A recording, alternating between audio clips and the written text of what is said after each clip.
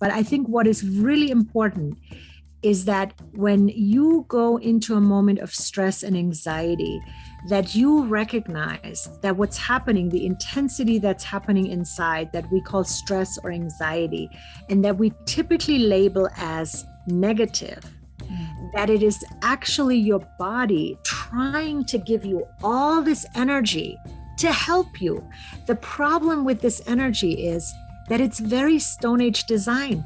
It's literally physical energy to try to help you fight off an animal that attacks you in the Stone Age, or to run away physically, right? Or if you don't use this energy for physical expression, to play dead, to go into the freeze response.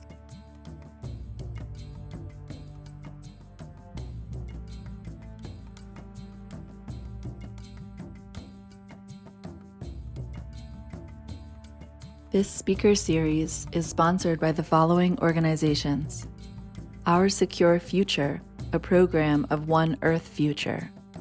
Our Secure Future believes that women make the crucial difference to achieving more effective governance and lasting peace. Coaching with Ginny, assisting people in rewriting their stories and transforming their lives. And Alchemy Face Bar, where they believe in connection and that good energy, clean beauty, and kindness can light up the world. Hi, I'm Mindy Counts, and I am the founder of the Inner Ocean Empowerment Project. We are a nonprofit dedicated to healing trauma and building resilience in communities worldwide. I'm excited to introduce you today to someone who her friends describe as a woman on fire, Avani Dilger. Avani is a certified addiction counselor, a licensed professional counselor, a somatic psychotherapist, and an acupuncture detoxification specialist. She specializes in substance abuse treatments with adults, teens at risk, and their families. She has done extensive research, training, and clinical work with traditional and alternative approaches to substance abuse treatment. Avani is also the founder and director of the nonprofit Natural Highs, offering healthy alternatives to drugs and alcohol. And this program is currently being offered in several high schools in Boulder and at Naropa University. I find her work to be cutting edge, to be really, really inspiring and so needed in our modern world. Welcome, Avani. Thank you, Mindy, so much for having me. I so look forward to our conversation. So in your bio, I noticed you said something. You say you are passionate about effective ways of supporting people with issues of resistance and ambivalence.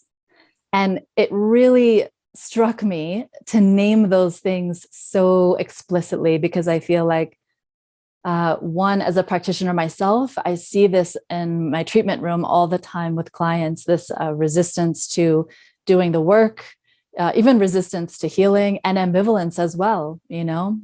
This is the way that it is, so I just need to adjust, and this kind of attitude. So I was pleasantly surprised that you just named it so explicitly in your work, and I want to hear more. I'm wondering if you can drop in with me a little bit and share with our listeners a little bit about what you mean in your work with these things. Mm-hmm. Yeah, it really comes from the fact that my most profound teachers were people who I met by working in the justice system and in the jail here, local jail. And, I learned over time that people who deal with the most severe substance abuse issues and the most severe mental health issues are really people who were affected in the most severe way by trauma. And that these symptoms are literally just that. They're just symptoms of underlying issues that people often don't get treatment for. So I worked for many years in these traditional settings within the justice system, and where, I noticed people present with a lot of resistance, a lot of ambivalence, but really oftentimes it's a reaction to an environment that is just not addressing the right thing that needs to be addressed. And so I learned from the wisdom of people dealing with the most profound shadow and the most intense struggles that how to work with that. So first of all, to understand resistance or ambivalence as protection.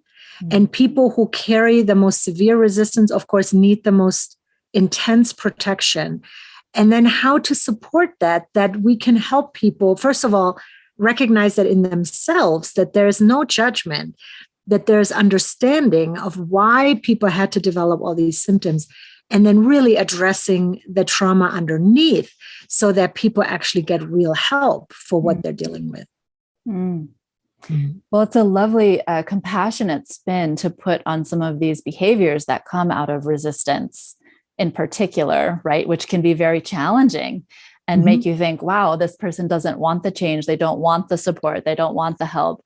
I know for myself and the parts of myself that show up that are resistant to certain aspects of certain roles that I have to play in my life and things like that. And so I love the compassionate spin that you have put on that. And so tell me, what is it about the substance abuse world and the world of addiction that really drew you in? How did you land there in your career? So when I was a young person growing up in Germany, I lost a few friends to suicide and substance abuse issues and mental health issues. And as a young person, that left me incredibly angry that they didn't receive support, because of course you can imagine they were the most beautiful, creative, sensitive people. And so as a young person, I was really struggling with the stigma that was put onto these issues, and then knowing who these people were. And so I literally at that moment determined that I would spend my whole life figuring this out. Like, why is it that really beautiful people are struggling so much, and how to get help to them, And so from that moment on, it was clear to me what my life would be about. And I feel so blessed to have that clarity in my life because it brought me to the US. It brought me to this incredible opportunity to study with pioneers in somatic psychology, which were really the pioneers who brought neuroscience into the field of psychology and psychotherapy. And so I learned things in neuroscience and in somatic psychology that I felt were life-changing and that I felt would literally, take away the stigma of substance use issues, mental health issues.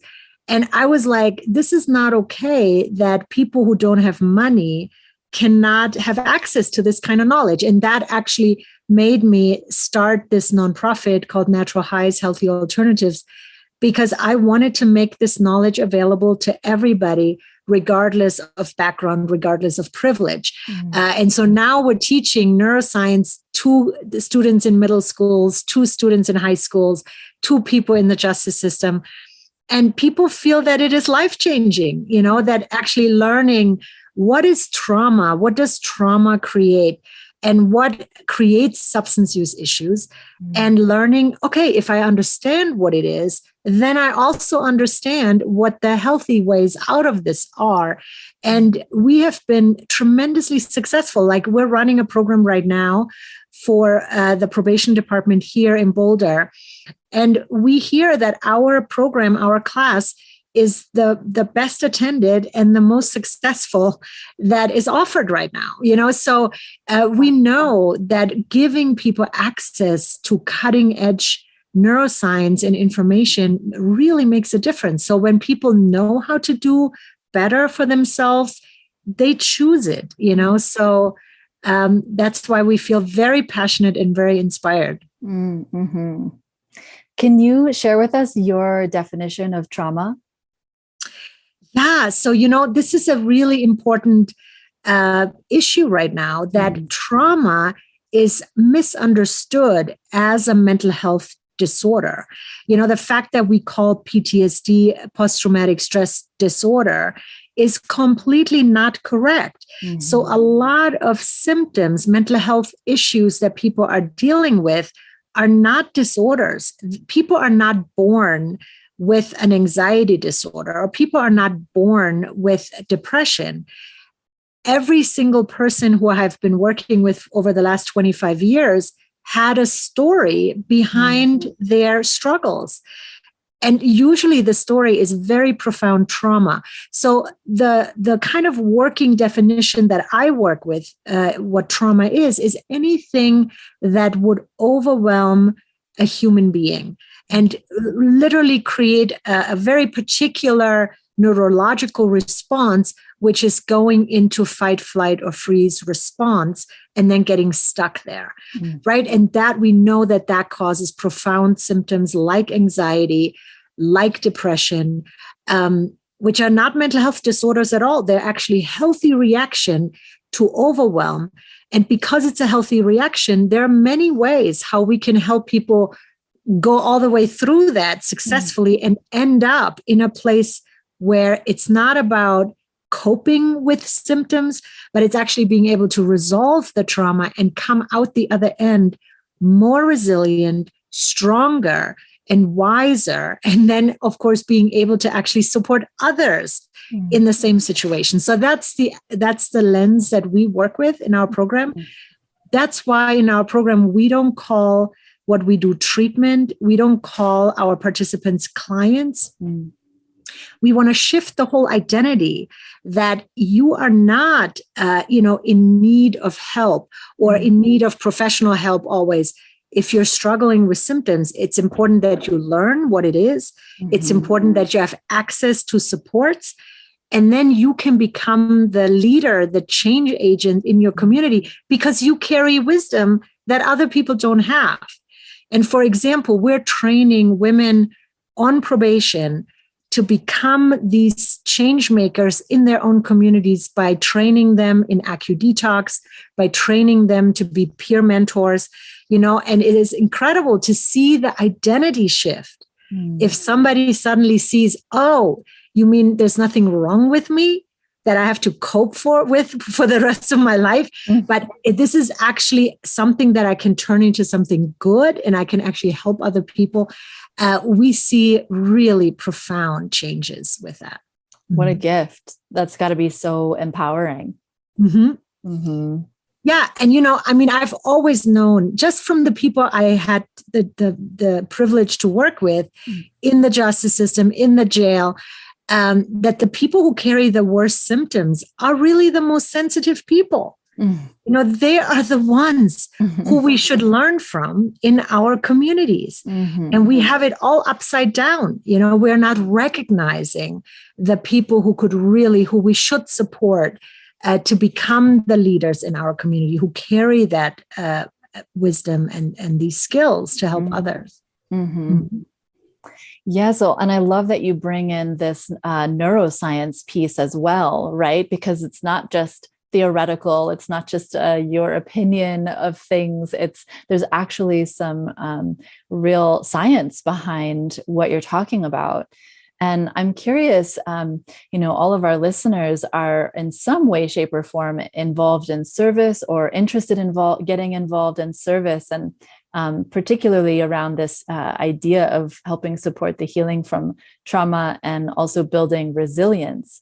And I'm curious if you could share one of these nuggets you mentioned that were so life-changing with our listeners.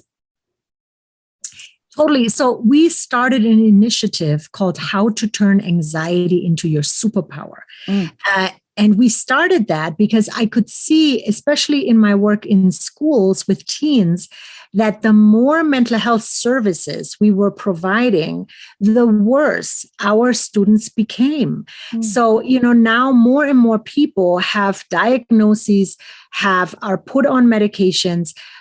And I think we need to ask the question, why are people not getting better?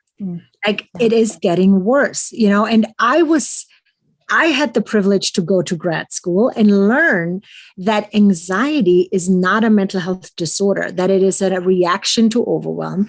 And so we started bringing this piece of neuroscience into schools and to professionals, literally learning that anxiety and depression is the freeze response that people go into when they are in overwhelm. And then we're not really providing the mechanisms to get out of this freeze response, and so that is a piece. And, we usually include a TED Talk, and I'm happy to share because everybody can access it online. So it's the TED Talk by Kelly McGonigal, and it's called How to Make Stress Your Friend. So this TED Talk has all the research about how stress, anxiety, and even trauma is not a disorder, is actually a healthy reaction, and how we could use this energy for good. Now, one of the things, of course, the TED Talk gives the theory, right? So now I think over 20 million people have watched this TED Talk. I don't believe that over 20 million people are actually doing what she's talking about. So we actually developed techniques in our program how to do that, like how to actually translate it into your own body.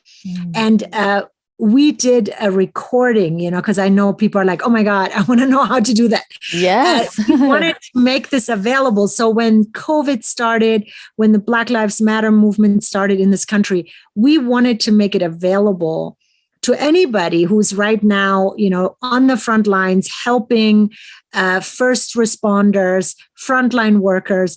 And so we actually did a recording of this technique that we're teaching in schools for people in the justice system, for professionals, that anybody can access on our website, naturalhighs.org. In our store, there's a recorded brain spotting trauma treatment session that you can download for free with the coupon Frontline Worker. It's all on the website. And you can do it for yourself. You can turn anxiety into your own superpower, which it is. It's your body giving you all this energy to help you. It's just a little tricky to translate it because, of course, it's all Stone Age brain design, right? That worked really well in the Stone Age. And now we have to, translate it. We have to shift it, but we can do that. And we have helped many people with very serious anxiety turn this around. Do you have something in the moment that you could share with our listeners that we could do today? An exercise or something that can help shift, especially anxiety. I know that for myself, I see, and I'm an acupuncturist and herbalist here, and I see probably maybe 80% of my clients are struggling with anxiety. Some people don't even know that they're anxious until you give them a glimpse of what life could be like without anxiety. And so, and you also work with acupuncture as well, which I would love to touch on in a minute. But once I feel like I give them that glimpse of life without anxiety through acupuncture, then they go, oh my gosh, I have been such a wreck. I have been so anxious. And so, anyways, I'm sure there are a lot of people listening right now who are feeling in a similar way. If there's any little trick or tool that you could give us. Yeah.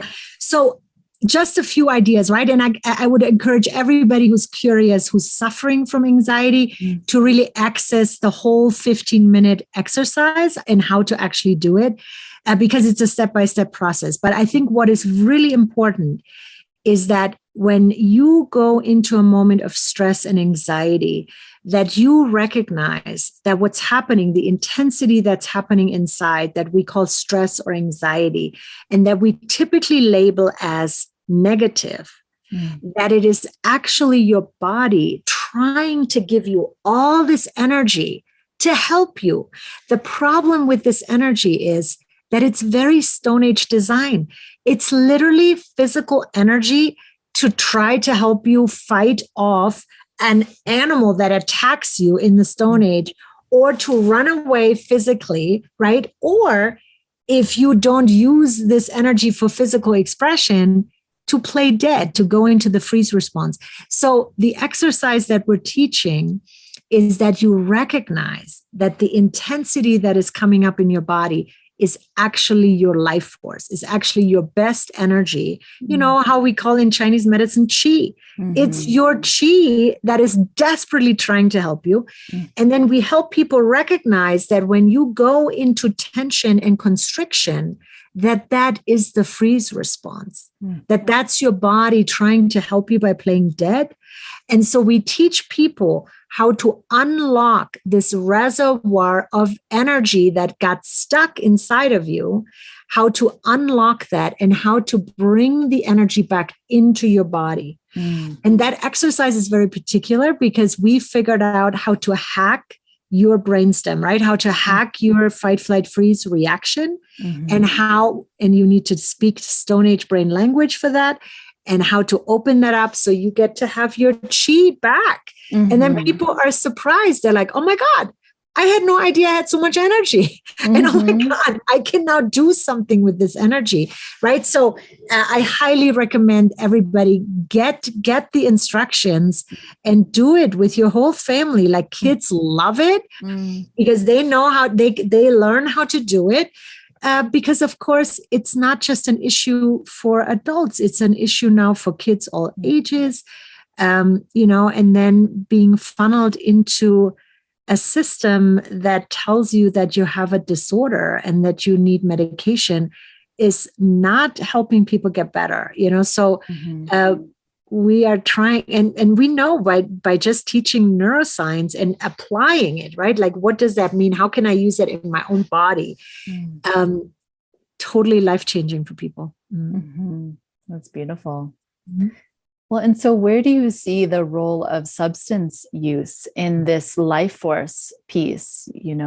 Are people looking for substances to suppress, to avoid, to soothe, all those things? And also, I'm curious, especially because you work so much with young people, what do you see substance use looking like for them? And also, I know there are lots of other addictions in our young people, like screens and different things like that. So yeah, I'm curious if you could speak to that a little bit. Yeah, there's fortunately a huge paradigm shift happening right now in the field of substance abuse research and substance abuse treatment, which is that substance abuse and addiction are not a disease. Historically, at some point, it was progress to call it a disease, because the hope was to take away stigma and judgment, right? Which was progress at the time. The problem is it's not true. Substance abuse and addiction are not diseases that people are born with and then have to struggle with and cope with their whole lives. What it is a symptom of underlying trauma that causes imbalances in the brain. So it's true that it is a physiological issue, right? But it's not true that people are born with it. And it's also not true that people have inherited it in their family or that it's inherited genetically. We know now that it is actually a symptom of unresolved trauma and really an attempt to cope with that unresolved trauma, right? So in most cases, to cope with a person who got stuck in the freeze response. So I work with people with very, very severe substance use and addiction issues. And of course, in most cases, people have very severe trauma. In a lot of cases, trauma that happened at a time that they don't remember, right? So really early trauma, including prenatal trauma, birth trauma, medical interventions that they had as very young children. And fortunately now we have treatment that helps resolve and heal this trauma. For example, brain spotting or EMDR. So again, right, we have the tools available. And of course, we need to make them available to everybody regarding of privilege and background. But that's the good news, right? That there is a paradigm shift right now in the field, that is getting more and more recognized. And so then it's clear, right, that people are trying with substances, trying to self-medicate. So the way we teach this in our program is that there is an intelligence. If you are using a substance or an addictive behavior, there's an intelligence behind that. And then, you can imagine, right? I tell this to people and they're like, nobody told me that I'm intelligent using, heroin or methamphetamine or alcohol. And I'm like, yes, you are. And do you understand? You're trying to play brain chemistry. Do you understand what this substance actually does in your brain? And of course, nobody has ever taught people what these substances actually do. And once people see it, then they can learn healthy ways of working in the same neurotransmitter systems, and then of course people get extremely motivated to learn that, so we are using a very different approach to substance abuse treatment, really teaching people the intelligence and then teaching people healthier options. How empowering. I can imagine what it would be like to not know that and have someone share that with you and go, oh, so this is actually, I'm just responding to something. This is a wise response. And there are other ways that I could be responding that maybe wouldn't be destructive or, And also just the stigma, right? You mean there's nothing wrong with me? You mean I can heal this? You mean I'm not crazy, or stupid? No, you were trying to do the right thing. You were trying to, balance your GABA system, or you were trying to mobilize your endorphin system. You just didn't know what you were doing. And here is how you can understand it better and do it better. So cool. Now you also use acupuncture in your, I don't know if you call them clinics or classrooms, community settings. Okay, community settings. Yep. Yeah. And so I also am an acupuncturist, as you know, and I travel and do health clinics all around the world. We work primarily in India, Nepal, Thailand, and Myanmar, and we do everything from first aid to herbal medicine to acupuncture to body work, really essentially whatever is needed. And frequently, I get asked the question, now, what is the deal with acupuncture? Why do you use acupuncture? And so people don't understand the link between acupuncture and the trauma work that we do. So I would love if you could speak to that a little bit. And so I know that's a big part of your offering. You do that all over Boulder County and at the university. And so, can you share with us a little bit about that? Totally. I mean, we are so grateful that we have the tool of AcuDetox available now. And, Colorado as a state just opened that possibility up. So now anybody in Colorado can get trained to provide AcuDetox. So now we're able to train women in the justice system. We are able to train young people who are struggling with mental health and substance abuse, and help people really have that tool available for their communities, right? And the way we teach it is that when you study the neuroscience of trauma and you learn that really what people are struggling with is that we get stuck in the freeze response, that there's very particular mechanisms how to help your body and your nervous system get out of the freeze response. Now, because, our brain is thinking by playing dead, it keeps us safe. It's very difficult to do. That's where people are like, I'm just laying on the couch. I just can't get myself to go to the gym, right? And then we say, okay, we have a tool for you that does it for you. If you have a hard time right now to do the things that would unlock your freeze response, guess what? AcuDetox does it for you. This is how you unlock the chi in your body, the freeze response in your body. And without doing anything, you can just sit there and the needles will open the gates for you. You can imagine how people are like, yes, I want that. And we have now the situations because we had these repeated, really traumatic situations in our community with a mass shooting and then a fire where 1,000 families lost their homes. We, people are desperate, right? They're waking up.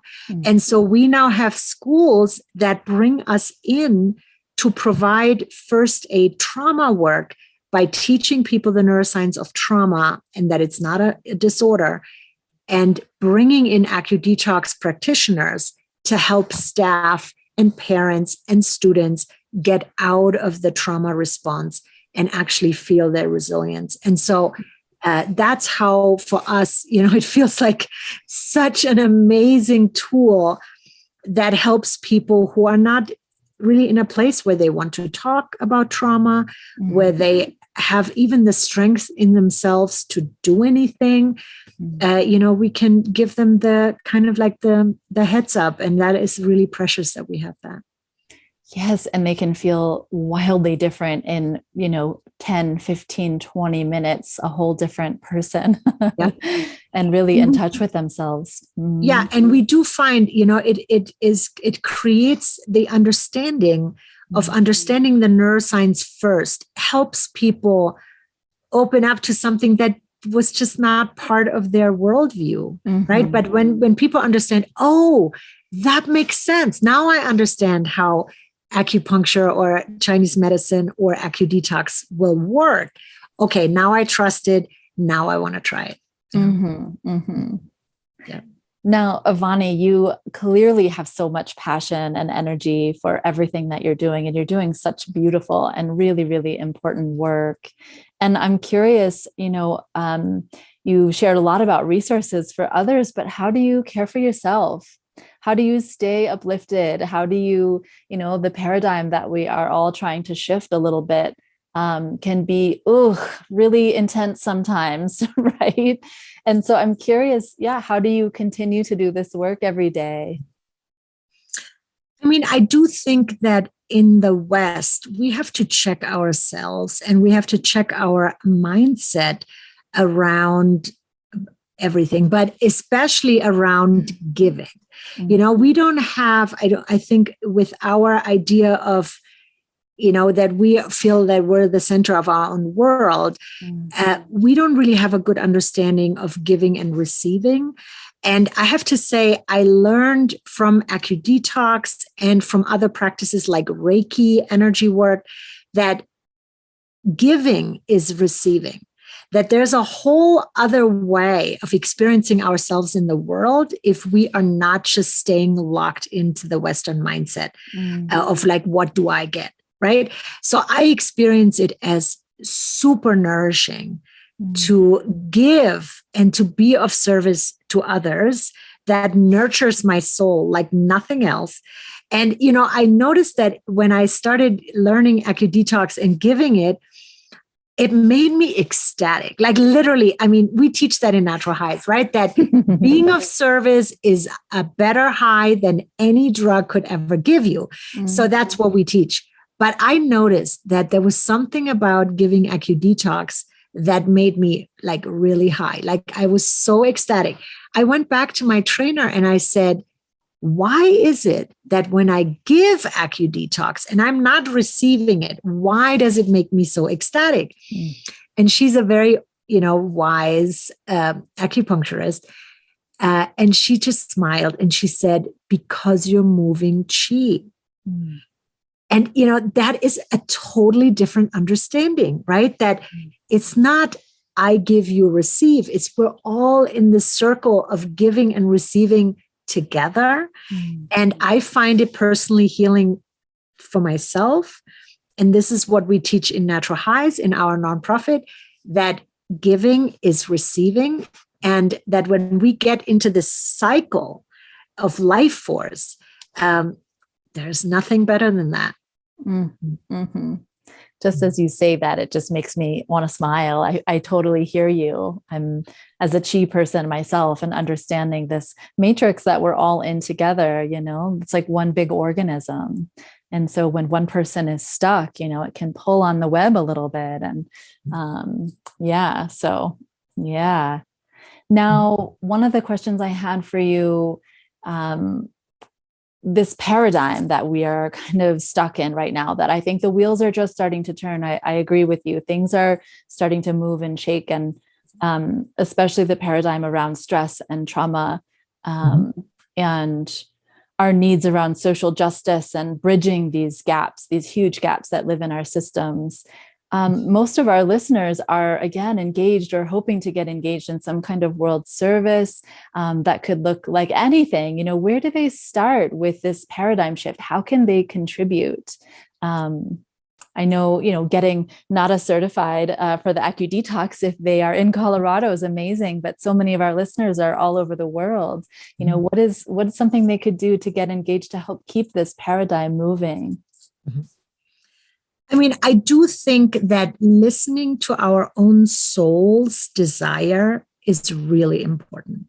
Like when I look back now in my life, it was really the pull in my own soul, and to take that incredibly seriously and never compromise, around money or around these like practical things or ideas of what success is determined as by others in our cultures, but to really feel into what would you want to contribute? Where do you feel passionate about? Where do you feel drawn to? And then to follow that, because I do believe that each one of us has a piece that we need to give in the world. And that makes us extremely happy if we are giving it. And really shaking this idea that we were brainwashed, especially in the West, around getting, right? That getting is not always making us happy. Giving is making us so much more happy. So I would say to people, start there. The way we do this in our program is we offer tons of different opportunities to young people to just get to experience things. Lots of art and service and creativity, and figuring out what is it that really feels like passion inside of myself. And oftentimes it is anger. It is anger about injustices in the world. And you need to take that anger seriously and let yourself be pulled to the issues that you want to do something about, and find the people that, you want to do this with, because we can't do it alone. And then, finding your tribe and finding people that you can connect with and do something together is incredibly powerful. I'm just coming from a meeting in a high school with students, talking to them about what makes you angry? What do you want to change in your school community? I mean, and we have to do it. Like, there's nobody else who's going to do it for us. I feel like we are at an existential situation in our world. We have to see ourselves as leaders, and we have to make it happen. And again, you don't have to do it alone. Find people who do something about issues that you feel passionate about and get involved. That would be my suggestion for a first step. Mm-hmm. I love that. You answered what my next question was, which was, how do people find this gift, this offering? I work with a lot of women around in this territory, and they go, I have no idea what my gift is. I don't have any gifts. I think it was just raising the kids that I raised. I don't really know. And it's like, you're speaking to the fire that I think each of us has, that sometimes gets squashed by life, by challenges, by that freeze response, everything we've already talked about. And it can be a little bit difficult to access those, the anger and the rage that leads us in that direction to the issues that are most pressing. And so that's a great, actually, Avani, that's a really great exercise for some of our listeners, would be to really find what makes them angry, what lights them on fire, and go in that direction. I know for myself, I've had lots of things light me on fire over the years. I'm a triple Sagittarius, but, from animal rights to, sex trafficking in India was really how the nonprofit started. I started learning about that, and I thought, your 4-year-old girls are taken into brothel situations. And I just was so mad and had a huge process to go through around that. But that spearheaded the nonprofit, which is now, almost 10 years in, and and still doing really, and for me, really, really nourishing, powerful, important work. And so, I love that. And it often comes with pain. I mean, so many people have experienced really serious pain, like losing somebody to suicide or losing somebody to addiction. And then it's like that pain is driving their passion to make a difference in the world. And I would always say, go with that pain. It was the pain in me that is driving me to this day. I would say, follow that, follow your pain, follow your anger, follow what you care. It's not random. It's not an accident that you care about certain things more than others. That might just be your calling follow that, Mm. Oh, that is so juicy, so important.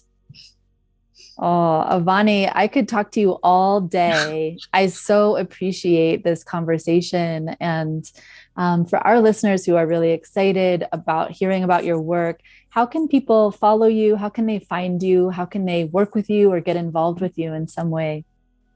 Yeah, so we are a grassroots nonprofit. We want everybody in our community, and it's very easy to find us. So you can go on our website, naturalhighs.org with an S, and you can sign up for our community emails, and then you're in the loop with everything we do. So because of COVID, we are still doing a lot of our programs online. And so you can find us and access everything we do online. And most of our offerings are free because we want to make them accessible and we want to remove any kind of barriers. We are currently providing online free town halls that are English and Spanish for free because we want to, provide neuroscience and cutting edge knowledge and current issues to really anybody. You are welcome to look through all the resources on our website. Like I said, in our store, we have the first piece that you find there is a free brain spotting trauma practice that you can download and listen to. And it will help you turn your anxiety into your superpower. And you're welcome then to teach it to everybody you know. So we want this to be a grassroots community movement, and people all ages are welcome to be part of it.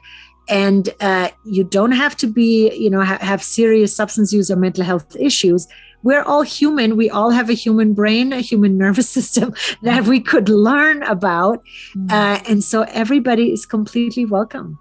Oh, perfect. Thank you so much for sharing that. And thank you for this conversation again today. And what a gift. I feel just really blessed to know you this much and to know that you're offering so much of your chi and your fire to this world. So yeah, what a gift. Yeah, it feels so good to talk to you, right? It's like, it's so good to know that we're not alone, that here we are, right, in the world, fighting this good fight for really important things. And it is so nourishing to find sisters on the journey. It's very wonderful to speak with you and to know about your work and what you do. Thank you, Avani. Well, till next time. Maybe we'll get to do this again sometime. And thank you again so much for joining us. You're so welcome. Thank you for having me.